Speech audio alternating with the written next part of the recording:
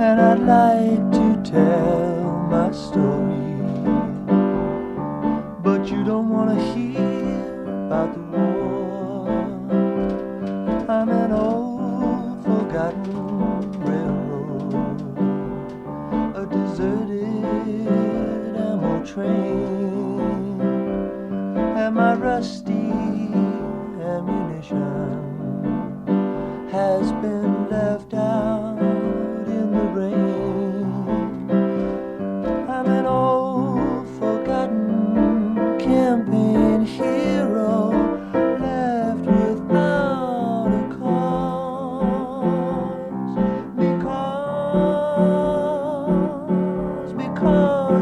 because there isn't any cause. I'm an old forgotten soldier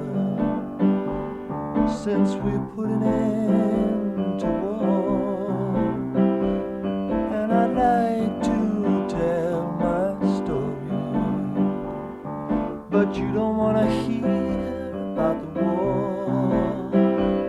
I'm an old forgotten campaign hero left without a cause.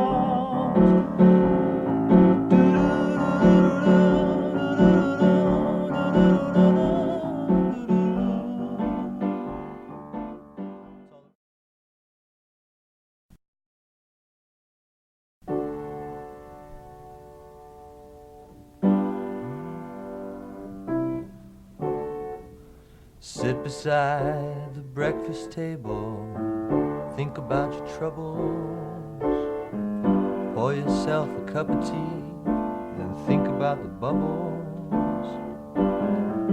You can take your teardrops and drop them in a teacup, take them down to the riverside and throw them over the side to be swept up by a current, then taken to the ocean to be eaten by some fishes who were eaten by some fishes and swallowed by a whale who grew so old he decomposed.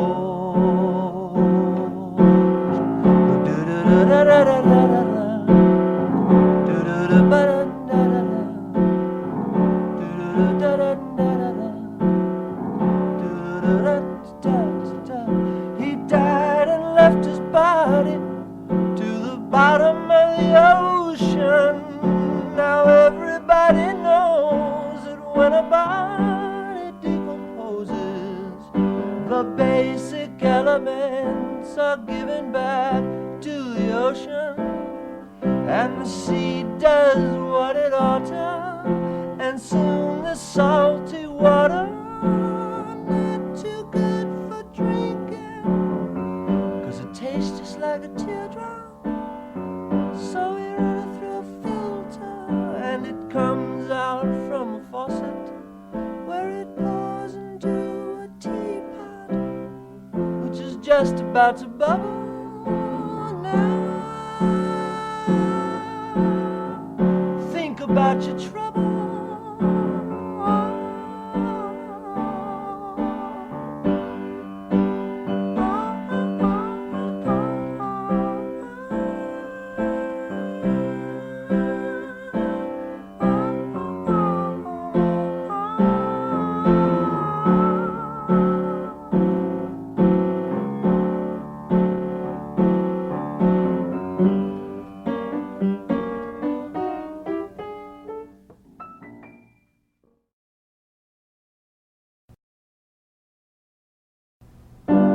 Poli High, Polytechnic, Polytechnical High, Poli High, Polytechnical High, Poli High, Polytechnic, Polytechnical High, Poli High, Polytechnical High, Valley Low, Valley Low, Valley Low, oh high, Valley Low, Valley Low, high, Valley Low, Valley Low, low, da da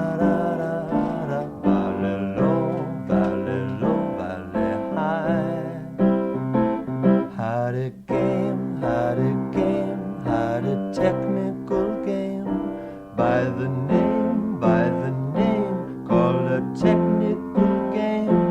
Valley high, valley high, valley high, Poli low. Then the whistle blow, then the whistle blow. Second half, Poli come from behind. Hold that line, hold that line, hold that line. Far to go, going slow, Poli come from behind. Running out of time. Number 2, dressed in blue, make a run with the ball. Hurry up, Poli pass, Valley by. Then the rain start to fall, making fools of them all, and so it end in a technical tie.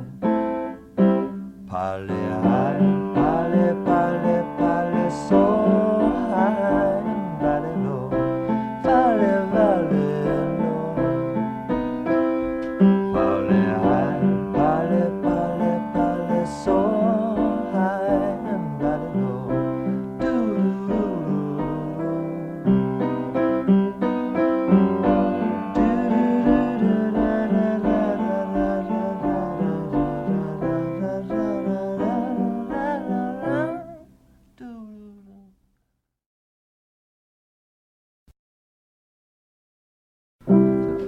Roses are blooming, come back to me, darling.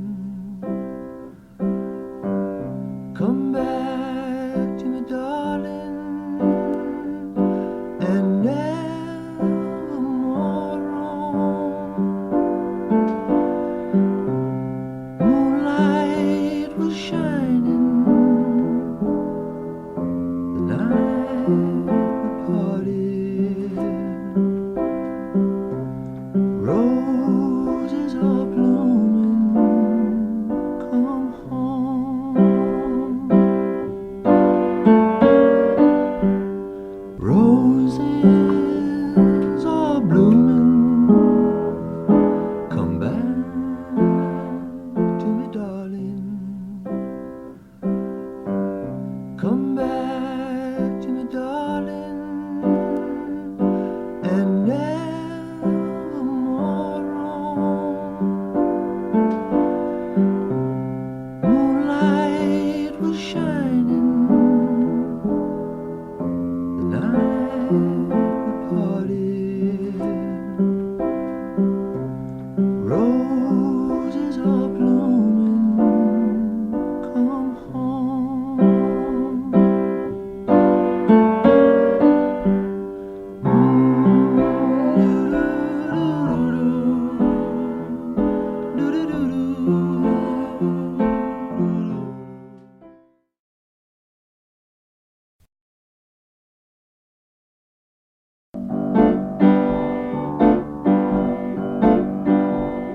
I'm an old forgotten soldier, since we're putting into war, and I'd like to tell my story, but you don't want to hear about the war. I'm an old forgotten railroad, a deserted ammo train, and my rusty ammunition has been left out in the rain. I'm an old forgotten campaign hero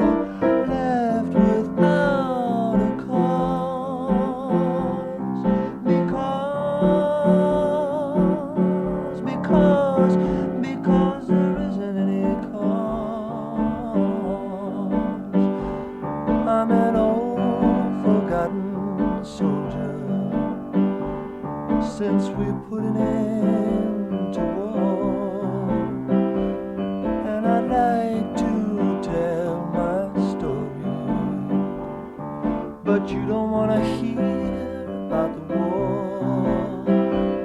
I'm an old forgotten campaign hero left without a cause.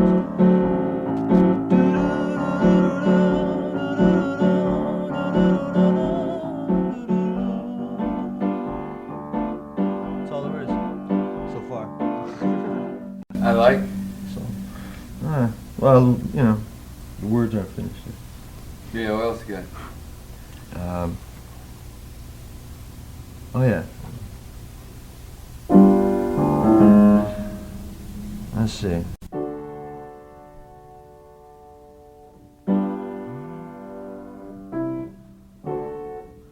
Sit beside the breakfast table, think about your troubles, pour yourself a cup of tea, then think about the bubbles.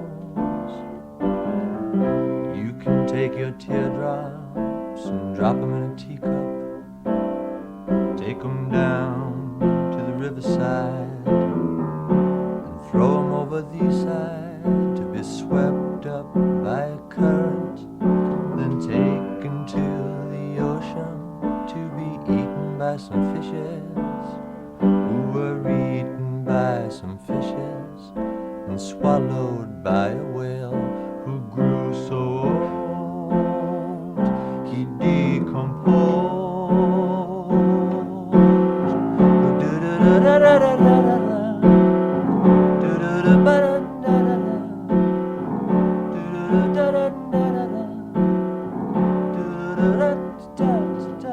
He died and left his body to the bottom of the ocean. Now everybody knows that when a body decomposes, the basic elements are given back to the ocean, and the sea does what it ought to, and soon the salty water not too good for drinking, 'cause it tastes just like a teardrop. So we run it through a filter, and it comes out from a faucet, where it pours into a teapot, which is just about to bubble now. Think about your trouble.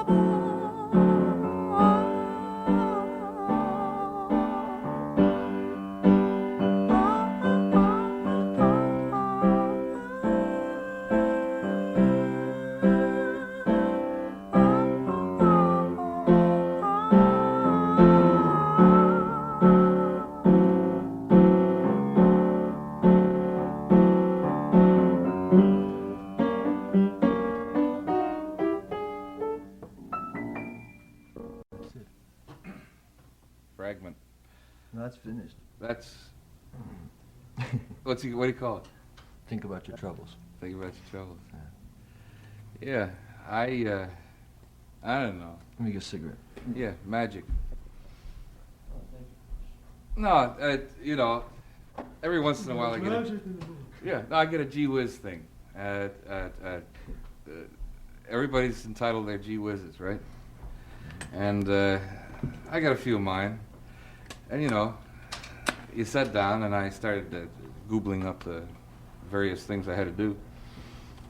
And yeah, have a full ashtray. Thank you. Keep. And I stuck on the earphones, right, because I couldn't hear you over the piano. And I've been listening to, you know, without embarrassing or anything like that, I've been listening to a very heavy diet of your records. And this is not a backhanded compliment, but you make me feel good. And you know, I play at all. No, well, you know, I play when I'm uptight or bothered or what have you. I play an awful lot of I'll Be Homes and Carolines and Maybes and the all those things with that lovely flowing thing. And plus which, I said something on a program the other night. You have what I call a Bradbury thing. the ability to recapture what it felt like when you're a kid. And a particularly American. Well, it was only about a week ago. You know, yeah, last week when I was a kid. You never stop being a good news. But when I was talking about, I said when colors are brighter and things smell better, and there's still an awful lot of wonder in the world, right? Well, some of us never quite lose it, but every once in a while somebody comes along and you got a record or something like that. So anyhow, the gee whiz thing was when I put on the earphones and you started singing that, I said, wow, that's really Harry, and he's really singing that song right here, you know. And so, like, gee whiz. Come in.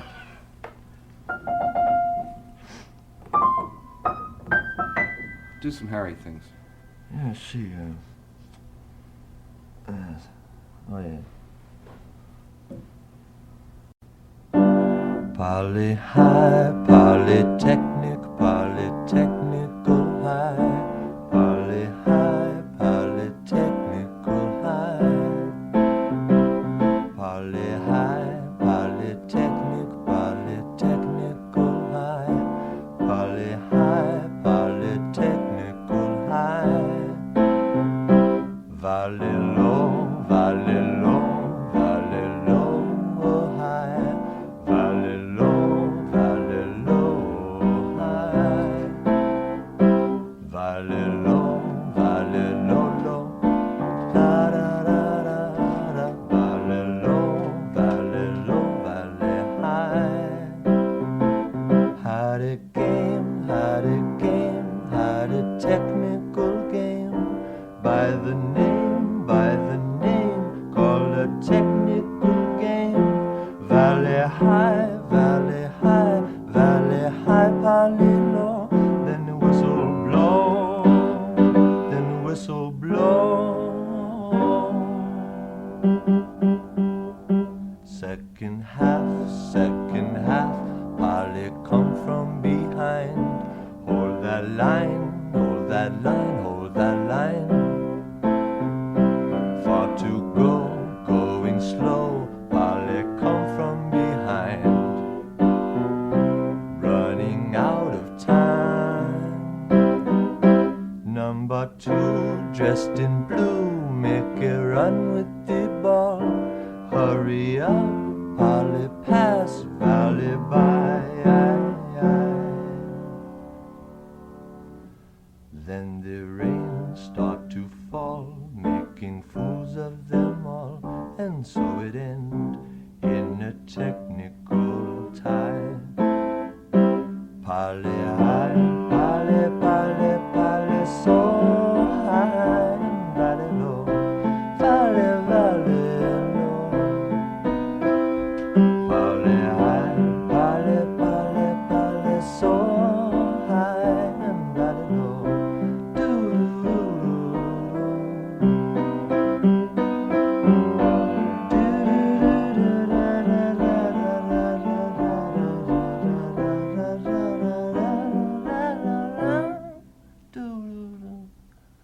There's Harper's Bazaar. Yeah, so did Tom Northcote. No, he didn't. No, he did. He didn't do that. Rainmaker. Yeah. And he did 1941. I think it's the best high school song I've written. Oh, thank you. It's the only one that you can stick with after you leave school, right? I don't know. Yeah, well, here's to dear old New Rochelle. Somehow it gets out of my head very quickly. I made a suggestion when Randy was going to work the troupe, and essentially it was his first performance. And I suggested to the people over there, look, they didn't have a second act, right? And I said, look, why don't you get Harry Nilsson and Van Dyke Parks to come in and put 3 pianos up on the stage and just let them all do what they feel like doing, you know? And never mind, you know, do a living room thing and do 2 sets a night, you know. I'd feel like hiding if they both played piano. Well, all right, but so anyhow, I made the suggestion. I made it to Randy, and he said, "You didn't want to perform." Well, yeah, I'm not, I haven't done any. I did a few television shows, to see what it was like, but What kind of shows? Like Boss City and that kind of stuff? I did that once. Yeah, I did Jeez. Boss City, I did The Tonight Show, and Playboy After Dark, Oh, with wow. Otto Preminger. It was really well. With Otto Preminger? Yeah, I was doing a thing I with mean, him. the old Hugh Hefner. And how But did it feel? I don't know, I don't know, it was, I'm going to do some, I guess, eventually, but I just haven't gotten around to it, I feel, the Troupe's a good place to do it because, do you go there often? No, I've only been there 3 times to see Randy Newman and see Laura Nyro. I saw her twice. All right. It's a good room. It's one of the few good rooms left to work Yeah, in it seemed because of friendly. feedback from the audience. What? It seemed friendly. Yeah. Well, Doug Kershaw said that when he first played the Troupe, at first he was disturbed because people were so quiet while he was singing. He's used to working in gin mills and places like that, where you got to fight the drunks and the rest of it. And he said, they came to listen. Yeah, I think they do go there to listen. That's it. Yeah. And so maybe There's nothing else to do except sit and drink, So yeah, they have but to this is kind of a phenomenon. I know 2 people who have had one hit records, which you've had, with Everybody's Talking, and who write their own stuff, and who essentially, you got to take Randy out of the category because he's a performer now. Mm. He was marvelous in the Troupe. But you and Shelby Flint, remember Angel on My Shoulder? I think you played her the other night, the same night I was Yeah. I heard.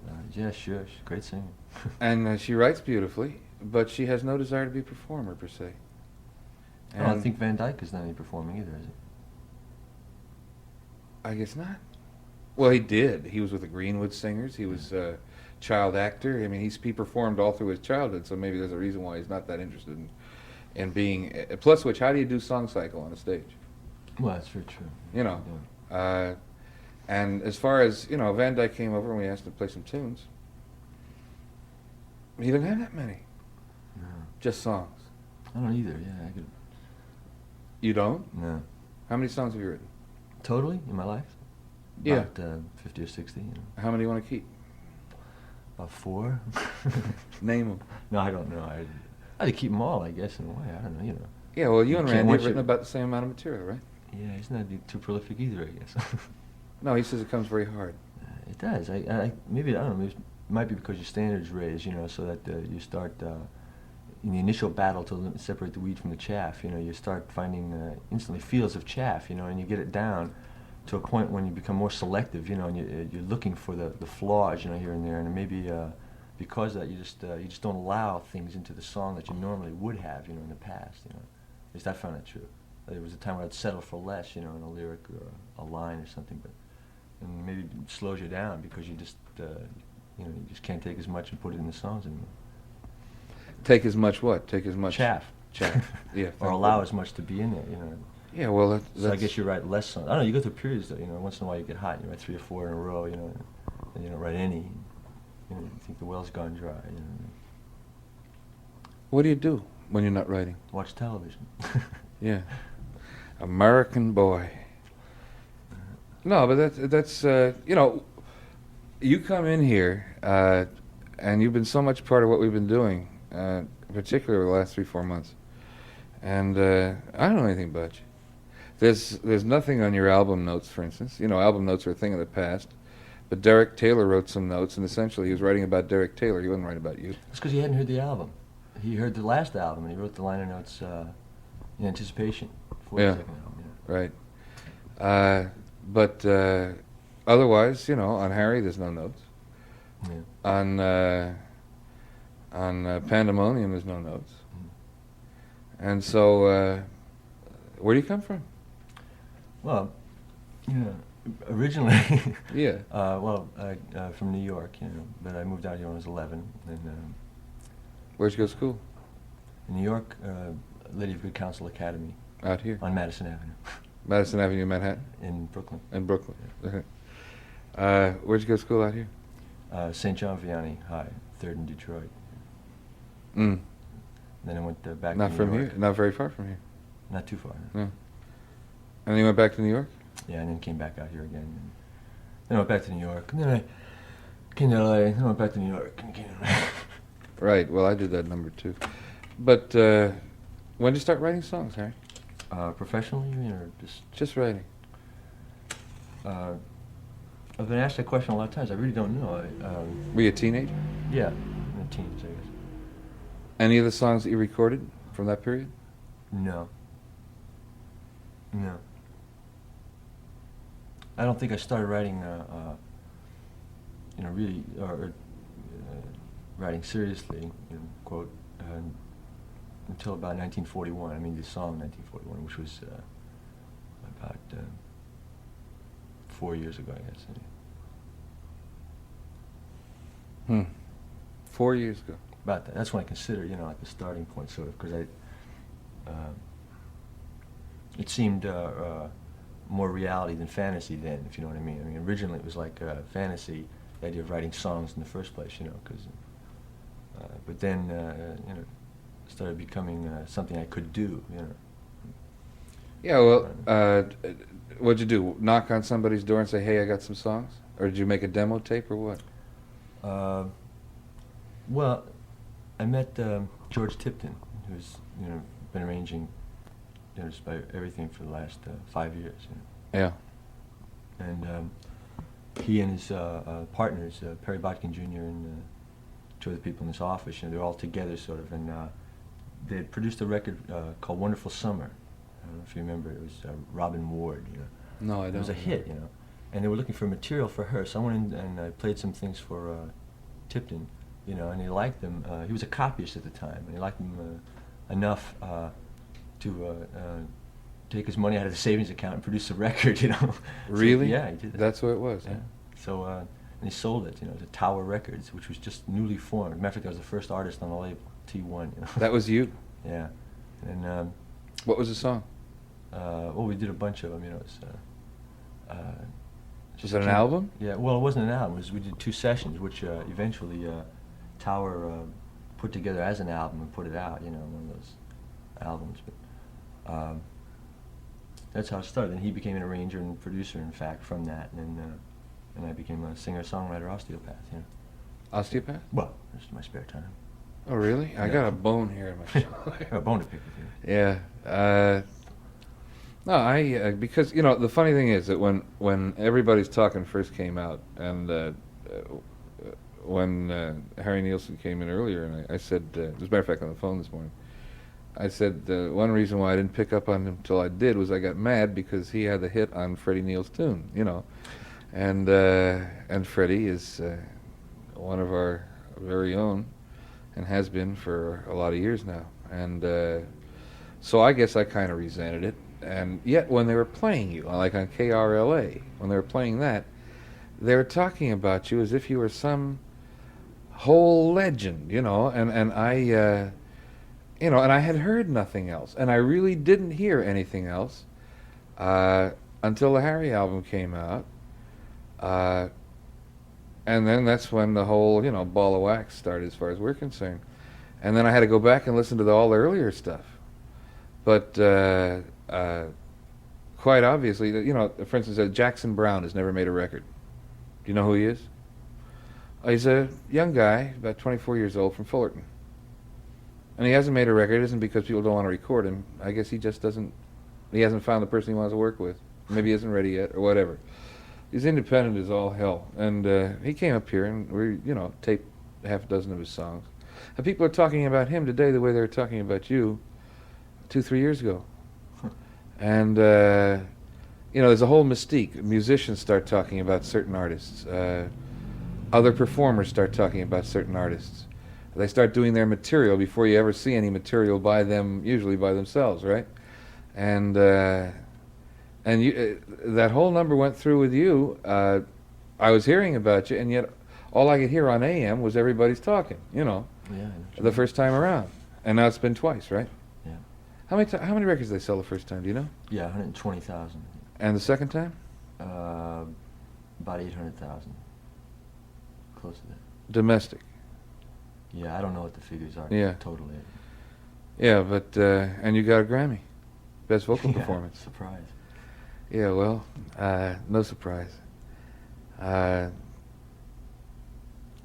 But did you consider yourself primarily a writer up until very recently? No, I had I don't know. It's just about evenly placed. I think I haven't made up my mind whether I like singing or writing, but I enjoy writing.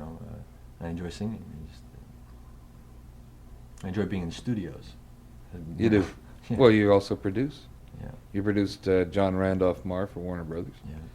And Nilsson House Production. Who else have you worked with? Well, Bill Martin. The comedy record. Yeah. We heard a very funny comedy record tape. How soon will it be coming out? About a month or two, I guess. What label? Warner's. Yeah. And it's done by Bill Martin, who wrote City Life and Fairfax Rag, which are on the Harry album. We'll play that stuff for you, Yeah, play the contract. Yes, I want to play the contract. That's the one thing I like the best. And the tow truck, phosphorus. Yeah, and there's a couple of things with that old desert rat that He's called Flash Flood. Flash what? Flood. Flash Flood. So Twilight Zone rocking chair. Yeah, when you do DJ interviews, right? Which this is, I suppose you could call this one, but the hell with it. People say, "What's your favorite song, Harry, of all the ones you've written?" I don't want to ask you that because usually the answer comes back the one I'm working on now. Sure. But in terms of the way it came out on the records, name some of the things that you feel best about, especially of your own stuff.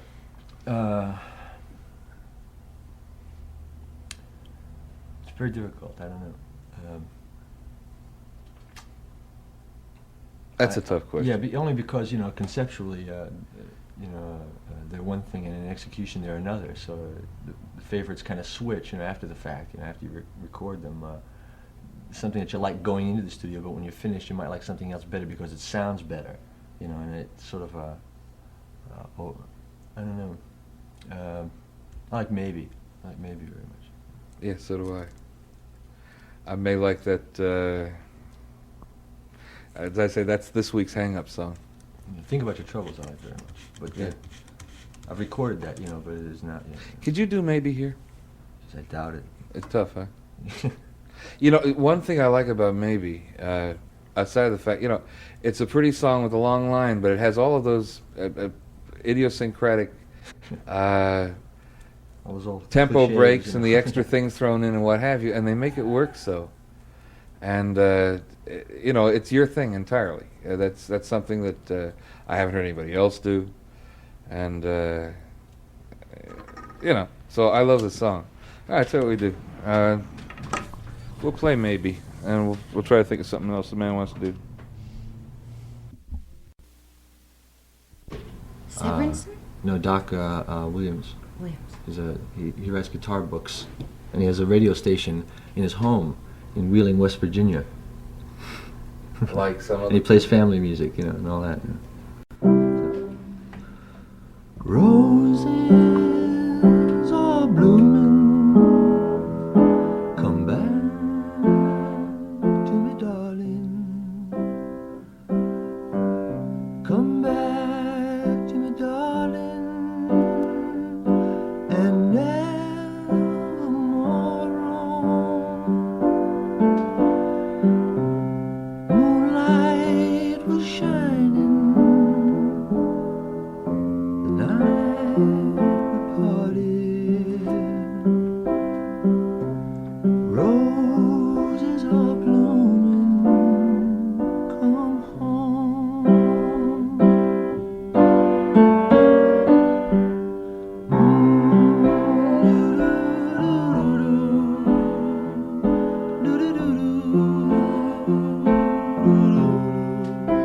The British song? Really? He did it a little faster, he did it more country-ish, but That's, Yes, that's pretty. isn't that pretty? We're used to playing a specific sequence of your songs from the Harry album. We play. We played Maybe, but usually we play Maybe, then Marching Down Broadway again, then Lord Must Be in New York City. And when I mentioned to you before, you told me where Marching Down Broadway came from, which knocked me out. Oh yeah, my mother wrote it. Yeah. Back in the 40s, huh? Right. Yeah. And she wrote it for Sirius, right? Yeah, I guess so. I'm not, yeah. Yeah. Yeah, so you said before it was kind of unintentional camp then, and now? And now it's even, I guess, more of the same. It's still, well, no, it's more camp, I guess, than anything. But I think it's funny. It applies too. Yeah, it doesn't it? Yeah, and then I said it was just a great sequence. That whole thing that it just flowed so beautifully into. I guess the Lord Must Be in New York City, and I didn't realize that was written for the picture. Yeah, my sister wrote that. No, I'm only kidding. Come on, Charlie. Yeah, that was written for Midnight Cowboy, but of course it was rejected, and that was it. Yeah, let's play them. All right. We went from straight Nilsson to Nilsson Sings Newman on his new RCA recording. And that's the single, I'll Be Home. And what I didn't know was that those shouting voices that I thought were the Raylettes or the Ikettes or something like that are, you tell them, they'll never believe me. Well, they're me, he said modestly. Yeah, right. No, that's incredible. Because I didn't know that was part of the package, quite frankly. Well, yeah. Now we come to that whole phenomenon. Nilsson Sings Newman. All right. Nilsson sang on Aerial Ballet one song he didn't write. Everybody's talking. On Harry, 2 songs by Bill Martin. Lennon McCartney song. Jerry Jeff Walker. Randy Jenkins. Newman, 1 song. And that's it, huh? The rest of them are yours. Yeah. Okay, now here's a whole album of one artist singing another artist's songs, and I'd have my own reasons for saying why, but what were yours? Well, frankly, they seem like about the best songs around, As a matter, and I was also planning to use the time to write some more of my own, as it turned out, I spent more time on the album, so I didn't write too much during that period anyway. But it was worth it, I think, because it was just great material, Yeah. How far do you go back with Randy? Well, about 2-3 years ago, someone played me Simon Smith and the Amazing Dancing Bear, a dub, Mm-hmm. and I just, flipped out, completely. I just couldn't imagine who would write that, 'cause That's right. And how come I haven't heard of him, It's one of those. And it just stayed with me, and there wasn't an album at the time, so I didn't know where else to look for material, and I wasn't, was too preoccupied with my own career at the time. Anyway, about a year or so later, I was asked to do a photo session with Gordon Alexander and Randy Newman, So I said, great, I get to meet Randy Newman. I remembered him from the dub I had heard the year before, And so I went out and I looked to see if there was an album. Someone had told me in the interim there was an album, So I went out and I bought the album. I listened to it before I went up to the photo session. It was on top of a hill overlooking the Hollywood Bowl, Really weird, we were standing on top of a piano. A little inebriated at the time, as a matter of fact, and we were on the edge of this cliff, It was a strange place to meet, But I just listened to the album before I went up there and got into it just slightly, enough to know that it was incredible, Then after that, we've known each other ever since then, I guess. That's 2 years ago. Play basketball, good?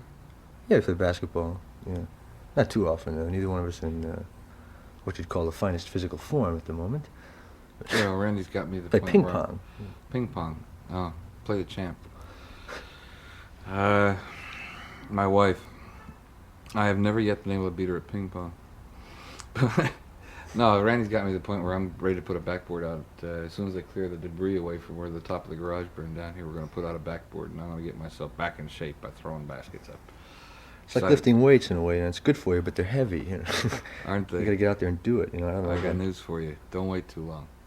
The It's lungs harder. are gone. Yeah, well, you smoke as much as I do, obviously. Yeah. I'm quitting. I'm quitting. Yeah, sure. We Very both soon. are. Yesterday. But, you know, ease off to 2 packs a day, right? No, I'm going to quit. Are you? Definitely. Really? Congratulations. I get one of those IQ buttons, you know. Yeah. Have you, we've got the question, you know, we asked Randy, and I think there's something stewing in his head. Have you ever thought of writing a whole show? Yeah, I had an idea like that once. I started to, in fact. You know, it's just an idea. It was about the Wright brothers, you know. And,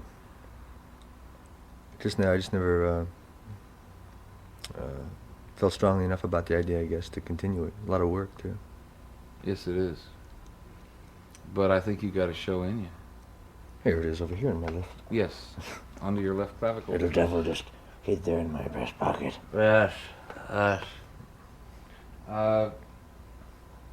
We're playing from Nilsson Sings Newman, to give the exact numerical designation on KRHM Los Angeles, LSP 4289. Don't mind if I do. Whose Nash is that? It's not a Nash, it's a Graham. It's a Pretty close. Hollywood Graham, a 40. Yeah, because Graham Nash, right? A Graham Nash. Graham Nash. Of Crosby, Stills, and the rest of the world. He's good, boy. He's really good. Yes, they all are. Boy, are they. I want to play. Caroline. I want to play Dayton, Ohio. Because I don't know if anybody else has recorded those, have they? I think somebody did Dayton, Ohio. I don't know who though. Randy mentioned it one time. Yeah, but these are songs, you know, that you listen to Randy's stuff, and we talk about the magnificent agony of Randy Newman. It's hard to believe that he'd write something like this. Yeah. Some of the And, nice guy songs. Nice guy songs, right? Yeah. Harry, record all my nice guy songs, said the man. On a lazy Sunday afternoon in Dayton, Ohio, in 1903. It's a nice image. It wasn't true, of course. And yet it was, in a sense. I wasn't around then, believe it or not. But from what I've been able to gather, something went out with World War I that never came back. Not only here, but all over the world. Yeah, peace. Yeah, right. Yeah, that puts it down. No, I'm like, No, but there was perhaps a easier sense of identity, sense of belonging.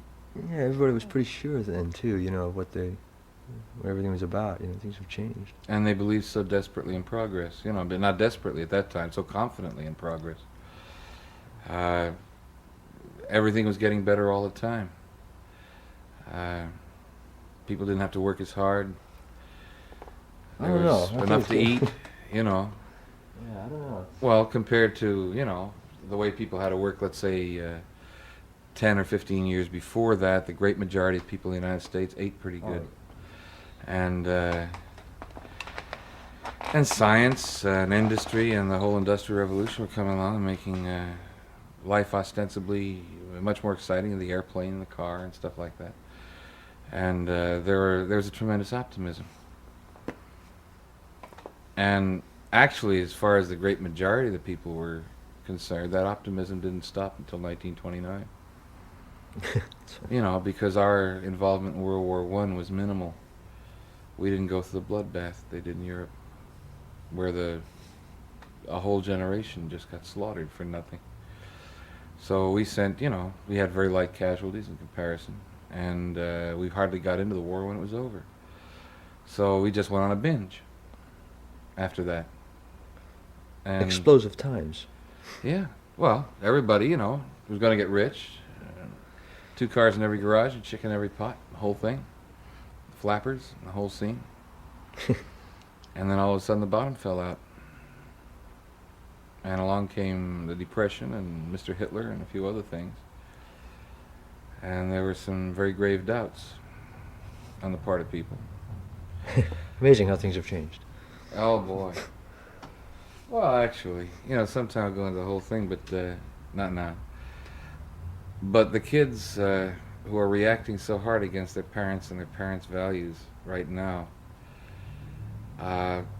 it's become just words to them, probably because the parents reminded them about it so much, oh, you don't realize how good you have it and how rough it was. But it's true, because the people who are the parents of the, let's say, 18 through 30-year-olds today, by the time they got old enough to know anything, depression.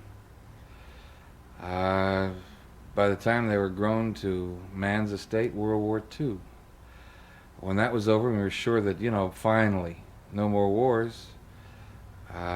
All of a sudden, we had a Cold War, which is something we didn't understand, and a police action in Korea, which we didn't understand, Didn't we go through that whole number in order to have a decent life for everybody, the whole world over? And didn't we give them the Marshall Plan, and didn't we throw away our armies and what have you? So, and then right on top of that, you had the whole McCarthy thing, where this country got very ugly and ran scared. So that people who were in their 40s and early 50s, the World War II generation, really there's been no time when something wasn't turning around and kicking them right where it hurt. And since most of them were raised in the Depression, when things were awful rough, naturally they kind of involved with trying to make a decent material life for themselves, and the kids are rejecting that. The kids are right to reject it, but still a little compassion might temper the anger for the kids' sake as well as for the parents. Yeah, I think you're right. I think each I don't know. I think maybe each generation has its own set of problems, and conflicts. But I think each generation owes a certain amount of responsibility to the preceding generation and also to the one to come. I think it should maybe be equally divided. Third, and a third. I think maybe sometimes there's too much emphasis placed on our own generation and not enough on the one to follow and the one just passed. Well, it's significant. Because I know we're going to be passing on things, which are worthwhile. We're doing it now, this generation. It's passing on, getting ready for the next generation, and I think also a lot of the things we're passing on come from the last generation, as well as our own thinking. Can you be more specific? Well, the need for peace, the need for worldwide peace, that came also from the last generation, and in the generation before that, and the generation before that. It's always been a cry, But let's say the last generation incorporated that into what it passed on to us, and we now have taken the banner, and maybe running a little farther with it, But it's still the same need, which we got from, our forebears, which we're going to now pass on to our children, I think. Well, there's such a fundamental difference. Hopefully we won't have to. Hopefully we can end it before then, but I don't know. There's a fundamental difference in what peace meant to the World War II generation and what peace means now, because in World War II this country was mobilized emotionally and every other way. The devil was afoot, and he really was. Let's face it, there hardly been any worse men or worse regimes than the people that we allowed to get in a position of power during the 30s, and then finally, when it was too late to do it by the very simple, direct means that were available to us in the 30s, we had to fight this huge war, right? In which how many countless millions of people died. But from 1942, from Pearl Harbor, certainly, through 45, this country was totally mobilized emotionally. And the whole idea was to get the war the heck over, but a lot of the stuff that sounds terribly corny right now, you look at the war movies that were made during the war, they're the funny ones, right? Because there's so much propaganda going on, and that those people are going over there and getting themselves shot for no reason because some colonel or general was too stupid or too arrogant to protect the lives of his men, etc., etc., etc., and trying to make a reputation for himself. And we know how stupid war is, I think, at this point. But that generation was raised with a certain idea that your country's in trouble, vam, that you go. And we don't fight anything but just wars. And there was no such thing as a peacetime draft before that, you know. But these kids today are faced, first of all, with everybody's faced with a peacetime draft that's been going on now for 25 years. So that any young man growing up and any girl who's involved with a young man who's growing up sooner or later has to face whether he's going to have to put on a uniform, and if he does put on a uniform, is he going to be sent to a place where a great many people feel we have no right to be. Now, there was no question about whether we had a right to be in World War II once Pearl Harbor happened. But there certainly is a very grave question about whether we have any right in Vietnam or any place else like that. And so I think that there is a very proper selfish reaction on the part of today's kids about not wanting to go in and fight a dirty war themselves. And what has it got to do with them? And why should their lives be interrupted at this point when we're not literally defending ourselves, which we were doing at that time? I don't know, you know, I say, in a way, it's sort of like, it's patriotism revisited in a way, you know. I mean, by this generation, it's a form of patriotism, I'm sure, because World War II patriotism was just, I think, as much of a fad as peace is today, and I think it has to be a fad in order for the populace to embrace it, you know. But it was based on some realities, though. well, the realities are just different. I mean, the values concerned with the realities are different. In other words, today it is the duty of a young person to think as fairly and conscientiously as possible, you know, and with understanding. Whereas I think the duty of a young person in the 40s was different. It was God and country first. Today, the obligation seems to be to think fairly in all terms, you know, and the country comes under that heading, you know.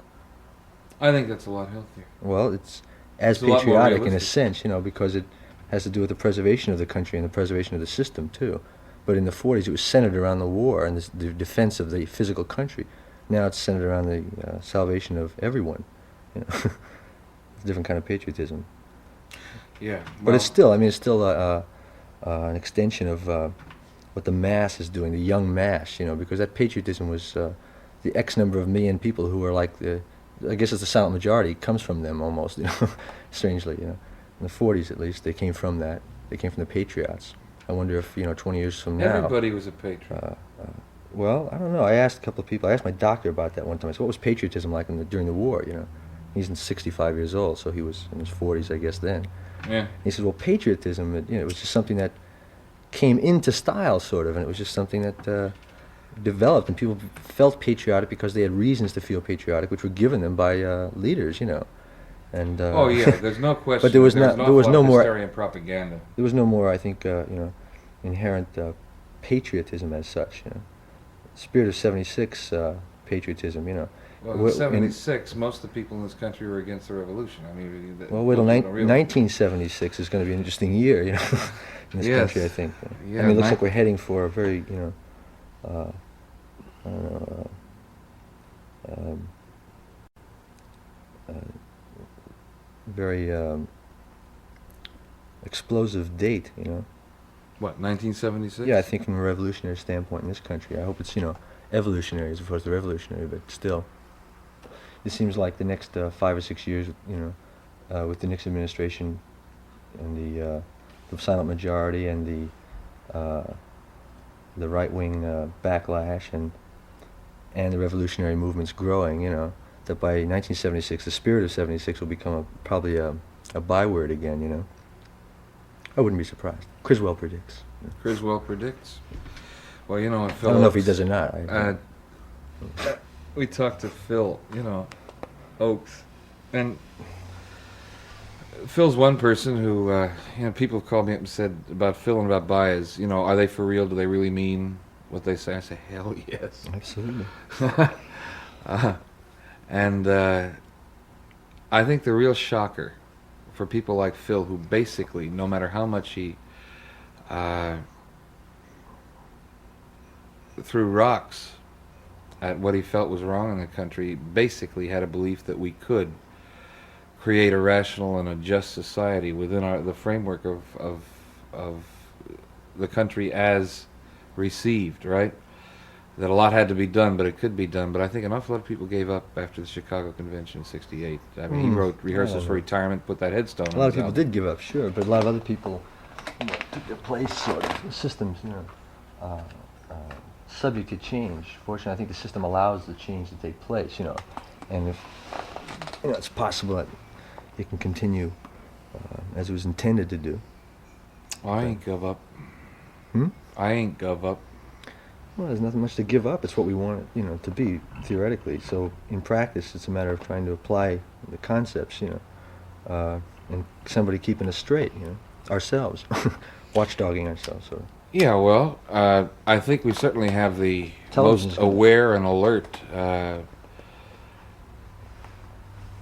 I hate to say younger generation. It's gotten to be such a bromide. But I think young people today are better informed, generally. Sure. Much more involved than we were when, all right, yes, there were people when I was in high school and college, what have you, which is wartime. There were an awful lot of young people who were very, very deeply concerned about the nature of their lives, the nature of the world, the nature of the country they lived in. But I think it's a wider spread thing now, and I think that the one thing that we didn't have then that we have now is through various of the popular arts, music, television, what have you, that the young people are finding a voices to articulate for themselves what they really feel, and they're being heard. Whether they're being paid attention to by the people in the seats of power is a different thing, but the point is that they are being heard, and with the demographics going the way it is, that people are going to have to pay attention because the vote's going to be in their hands. That's right. So it should be anyway. Sure it should. I mean, pretty soon, with computer attachments, peripheral gear, on the television set, you'll be able to vote, Everything could be put on a referendum of major issue, so that everyone could vote on all the issues, which would consequently, result in more activity and more concern by the participants.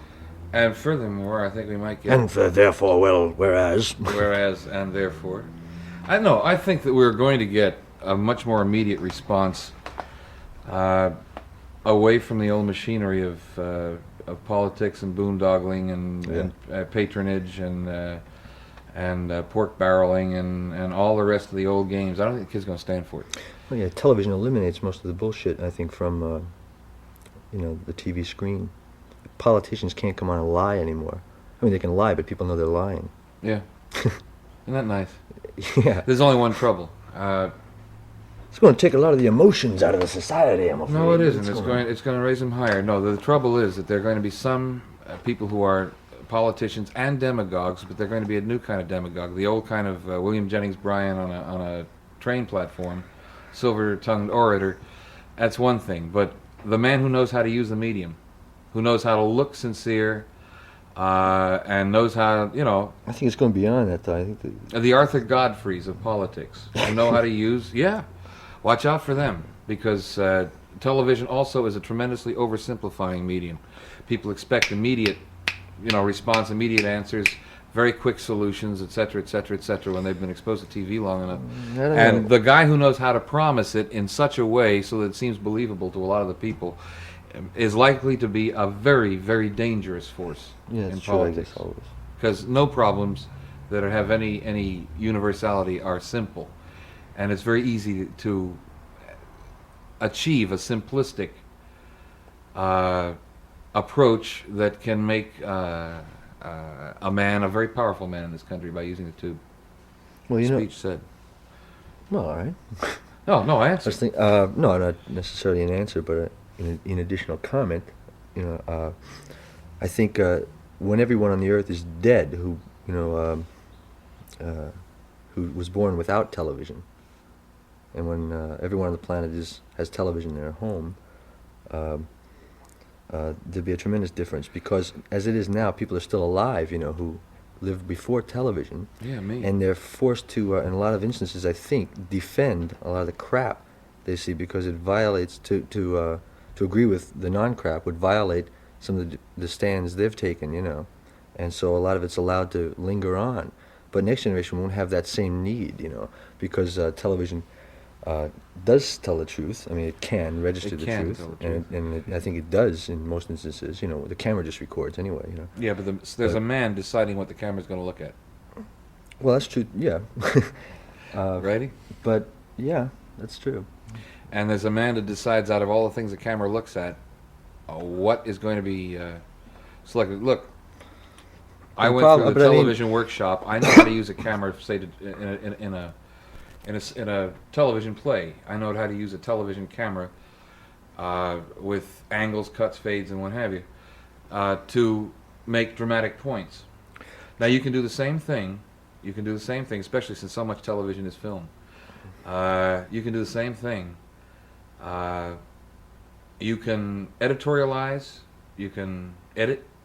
You can change the meaning. It's like using a tape recorder. I can take what you said now and use the scissors on it and make it come out saying something entirely different. But that's but as I was saying, that the man who makes those decisions, if he's subject to the defenses which were bred in him before television, and he's in that position, he'll be gone though. And the people who are subject to the truth from the next generation on television standpoint, they won't have as many men doing that, because people will recognize instantly when it's editorial as opposed to documentary. All right, I have doubts. Let me ask you something. What do you think is the main failing of television today in terms of telling the truth? Where do you think it stems from? It's a difficult question. It might be its own worst enemy in a sense, commercial television, because it might be afraid, because of all the external pressures it has, sponsorship, etc. It might be afraid to do the things it can do, because it's still taking the first steps and doesn't know how far it can go. Channel 28, I think, is a good example of the right direction, and where it can go. But television on a whole can't take those steps, Yeah, but Channel for fear of 28 losing the great number of people who are still around who didn't have television when they were kids. Channel Same 28 bunch. has no financial, emotional, or situational reason for just defending the status quo, does it? Well, for defending the status quo? Yeah. Well, it has in a way, because if it goes too far left or right, it'll lose support. Fall out of Yeah, well, we're not patronage, talking about going left or right. We're simply saying, Oh, telling I you how it is, misunderstood you. right?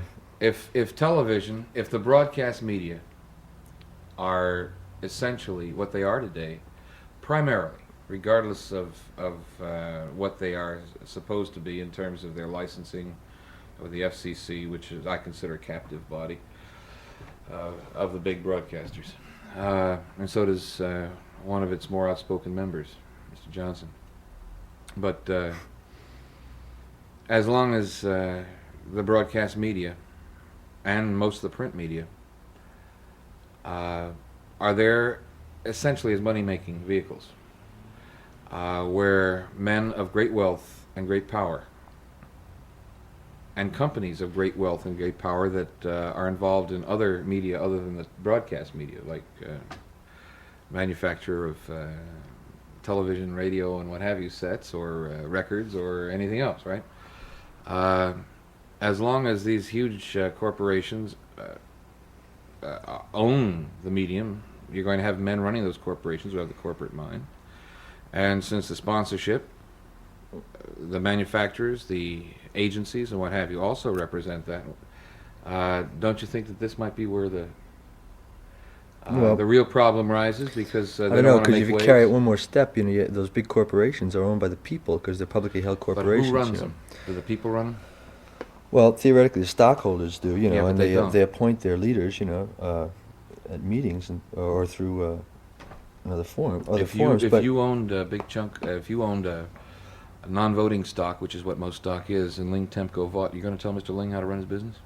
Well, I don't know if that's exactly the point. I mean, the point is that the people in the long run end up with the ball, because if it isn't even the corporate stockholders who are responsible, then indeed it's the consumer, because the consumer has a responsibility to demand what it wants. But doesn't. And most times it doesn't. So whose fault is that? Ours? Well, we're the consumer. And on the other hand, we're also the people in the corporations, and we're also, the manufacturers. We're everybody, Yeah, but the point is, So, I mean, so who who's- really controls? That's few the men. question. That's the question. I don't know. A few men can be overruled by the majority very easily, as has been historically true, I think. A few men can rule. Will a lot. Politics is an interesting situation because it's here's a perfect situation where people can have the right to do anything they want, providing it's like in the name of the people. So the people give them the power and say, here, you can do anything, man, freak out, but be sure you're acting on my best behalf. So the politician says, okay, and he goes out to do just that, and he's allowed to live by the society, because he's acting on their behalf. So what happens if he doesn't act on their behalf?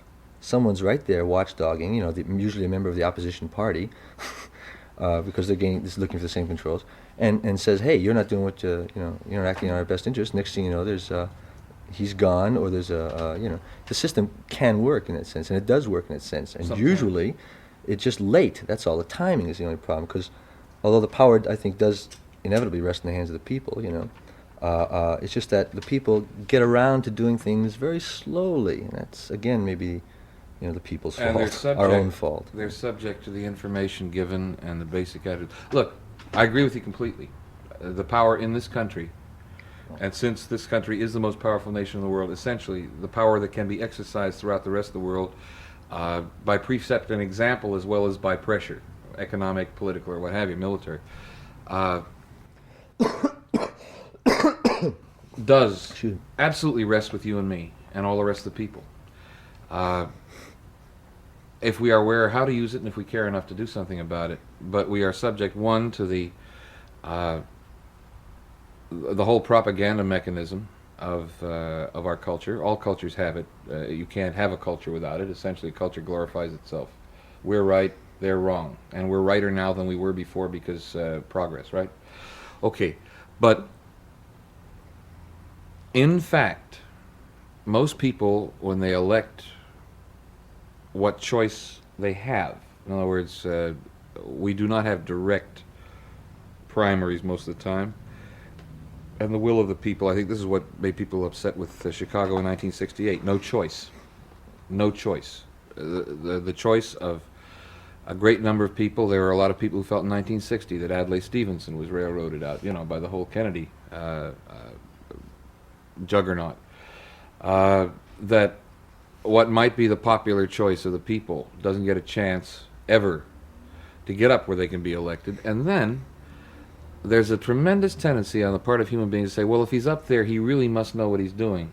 And yet, if you go back to the archives, as this information becomes generally available, usually 50 years after the fact, and they're very careful to see that it doesn't become generally available until 50 years after the fact, until most of the people involved are dead, you find out that these great statesmen, these great governmental minds were a bunch of idiots and totally incompetent, didn't know what they were doing, etc. It's true. Look at the history of World War I. It's frightening.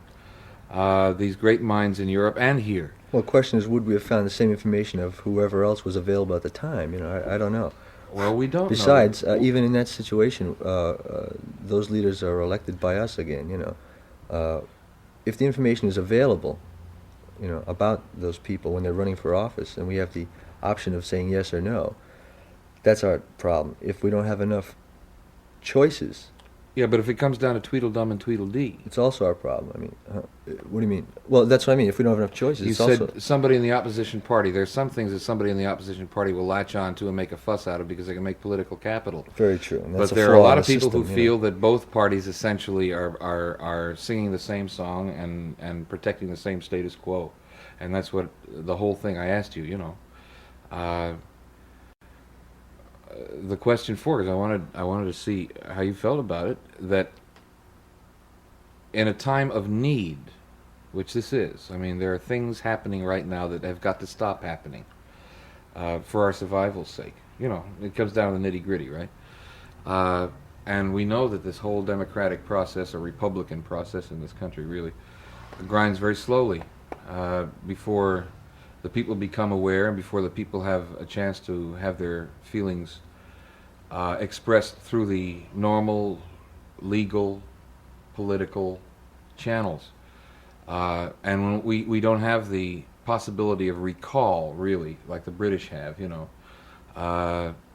When a government doesn't seem to meet the needs of the people become aware. It's just too bad, because you got to wait until the next election, and that can be 4 years from now. Well, there is to impeachment. do anything about it. Yeah, but that doesn't happen very often. In fact, it never has. Andrew Johnson got by the skin of his teeth. Yeah. But there's a great feeling that we must find some better machinery for doing essentially what the country's supposed to be about in the first place. Well, and that is television and the computer might do it, though. I mean, that might be just what we need, because that will give the people the opportunity, as I was saying earlier, you know, since it is a time problem, it's a time lag. The mass has to catch up with its leaders, you know, and understand what the leaders or the are leaders doing. to catch up to the masses very often. Yeah, in some cases, I guess. But with television and computers, in other words, if you can vote on any issue from your living room, you know, and you see how the result of those votes, which are tallied almost instantly in front of you, are going to shape your destiny. You have to become more involved, and you have to be more of a participant, you know. And as you do, your votes and your interest and the information you have and the decision making you make, you know, before you vote is going to become more sophisticated. And as a result, the decision should get better, you know. I think that's only a couple of years away, you know. I think that's one of the maybe next Thursday. I don't know. the best, most concrete suggestions of, you know, what the older generation is saying, the younger generation. All right, you don't like what we're doing, give us some alternatives, right? Yeah. That's an alternative. That's very interesting. I had an idea about a story, you know, for a trial. Mm. In other words, the idea is that someone is accused of a national crime. By a national crime, I mean one of national interest, like the Sirhan case or the Manson case, you know, or maybe the assassination of a president, you know. And the accused is found competent enough to defend himself. And as part of his defense, he says it's in his best interest to have a speedy and public trial, which is outlined in the Fourth Amendment to the Constitution. And but he wants a trial by peer. And he says it's now technically possible to have a trial by peer. This will take place in a few years, of course. You have to identify a peer, though. And the peer would be everyone. He wants to have everyone vote and put it on like a referendum. Say, since the idea was to have everyone vote anyway, and we just selected jurors, and nowhere in the Constitution does it say anything about having 12 jurors. You know, some states have 10. Some states it's 10 out of 12. You know, it's just a statutory condition depending on which state it's in, as to how many. You know, it's customary. Since anyway, the idea was originally to get the whole tribe together. You're wrong, and the whole tribe says get out, and you leave. Now it's to a point where we can do that again. We can have everyone sitting watching the trial on television if the trial is in fact televised, and then everyone could make the decision. So he claims that as his right. The prosecution argues that he doesn't have the right then to screen jurors, you know, which is his right. He says, well, if you're going to have everyone there, you don't need to screen jurors because you're no longer using a sampling of them, you're using the whole selection of possible jurors, using everyone, so it isn't necessary to screen them.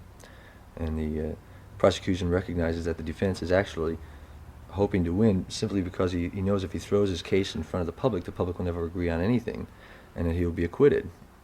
So the battle goes on, and it's finally ruled that by a Warren type guy, you know, who a few years earlier maybe overthrew an appeal and made it legal to have prayer in schools, you know.